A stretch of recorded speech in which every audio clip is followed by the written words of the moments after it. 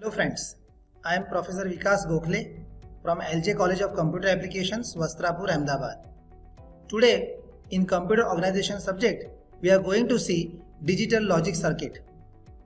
We will be seeing digital computers, interestingly von Neumann architecture, and we will also get the brief idea about various logic gates that are used in the computer organization. When we say digital computers, a brief definitions about, let us say, program, computer organization that comes to our mind. Very well known, program is a sequence of instructions. Computer organization, when we talk, it is the way the hardware components are organized in between. Computer design keyword, it refers with the design of hardware, and computer architecture, it is concerned with the structure and behavior of the computer. So these are the various terms that are used in computer organization subject. But let us see the interesting one, that is von Neumann architecture. Before that, this small block diagram, as we already know, it is the basic computer organization. But the interesting part is IOP, input output processor, which handles all the input as well as output. Von Neumann was a scientist, and he introduced this architecture very long back ago, where he structured the computer in different components like the CPU, what we call it today ALU. He also introduced the concept of memory, the RAM we call it, a control unit which controls this CPU and RAM, and the last one, man-machine interfaces like our input and output devices. So with these components, he introduced one architecture that is called stored program concept. As mentioned, 5 different types of units were used. Interesting part is program and data, they are stored in a common memory. It is the first time in computer history, and at that time he introduced a common memory for both. Once a program it is in memory, it can be executed automatically without any human intervention, and the CU, that control unit, it was fetching instructions one by one and executing it. And instruction can also change the contents of any locations in the memory. So these were things achieved by that stored program concept. If we see it in a graphical format, you can see the control unit, you can see the ALU, they are interacting with the memory. Input and output devices, they do their jobs respectively. But a small block you can see named accumulator.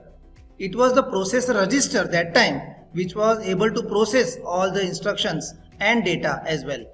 So von Neumann was the scientist. He introduced this architecture called stored program concept, where he first time introduced that instruction and data both can be in the same memory. With this, let us move forward. A very basic component of any processing, it is the logic gates. So binary logics are implemented using these different gates.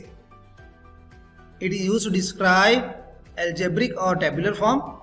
We will see the truth table also there, and basically it does the manipulation and processing of binary information.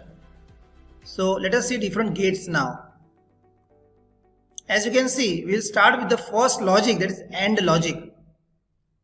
The graphic symbol, as you can see, takes 2 inputs A and B, and it will generate the output X. The truth table indicates that when both the bits A and B are 1, then only the output X will be 1. It can be also written in algebraic function like X equal to A into B. Second one, OR logic. It implements either or condition. The 2 inputs A and B can have either 1 or 0 to generate the output 1. So here in truth table you can see when both the bits are 0, output is 0, otherwise in all other combinations output is 1. So AND and OR are both very important logics in logic gates. The third one, inverter, actually generated from the buffer. The buffer gate at the last you can see is a simple gate which takes the input bit and output is the same as the input. So the equation X equal to A, it states that if the input is 0, the output will be 0 as well, and if the input is 1, then output will be 1. But when you insert a small bubble before this output, that is, you insert a negate or inverter, then it works as a NOT gate. So here the output becomes opposite of the input. For example, in the truth table you can see, if input A is 0, the output X becomes the opposite of it, that is 1. In the equation also you can say X equal to A dash, which indicates not present of A. It can be also denoted by A bar, and it is the inverter gate which is created by inserting a bubble at the output line of the buffer gate itself. So basically we have three main logics here: AND, OR and invert. Now let us move forward. Our next gate, NAND gate, is nothing but the improvisation of AND gate. If a small bubble inserted at the output side, the AND operation gives the reverse of output as a NAND, which is indicated by equation X equal to AB whole dash. In the truth table you can see, when both the bits are 1, output is compulsorily 0. In other cases, the output is generated as a 1. The NOR gate, it is again the improvisation of OR gate. A bubble inserted at the output line will generate the OR output in the opposite form. In the equation, as you can see, X equal to A or B whole dash.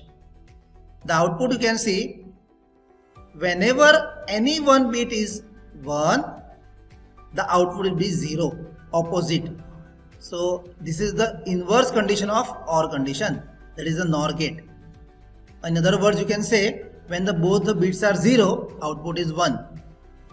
Now, so far we have seen all the gates, but one special gate or a special logic, it is called exclusive OR gate.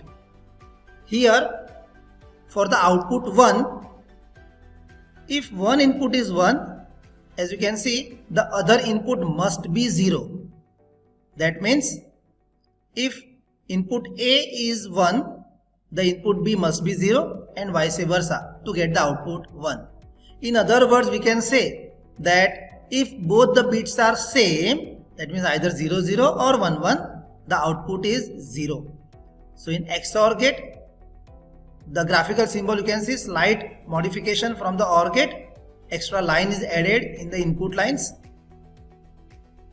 The equation states a new symbol, X equal to A XOR B. This XOR gate can be improvised with inserting a bubble at the end. In the output line, if you insert a bubble, this becomes XNOR gate and it generates opposite output of the XOR. That means when both the bits are 0 0 or 1 1, the output will be 1. So these are the different logic gates. They are used for various calculations in different circuits. So let us just briefly recap the things. AND, OR and invert are the main logics. NAND, NOR, XNOR are the improvised logics, while XOR is also the basic logic. So basically we will have 4 logic gates and which can be improvised with 4 other logics, that generates total 8 logic gates. Using these logic gates, various data circuits are implemented. So for this session we can be up to here only. In next sessions we will be seeing other topics of computer organizations. Thank you everybody.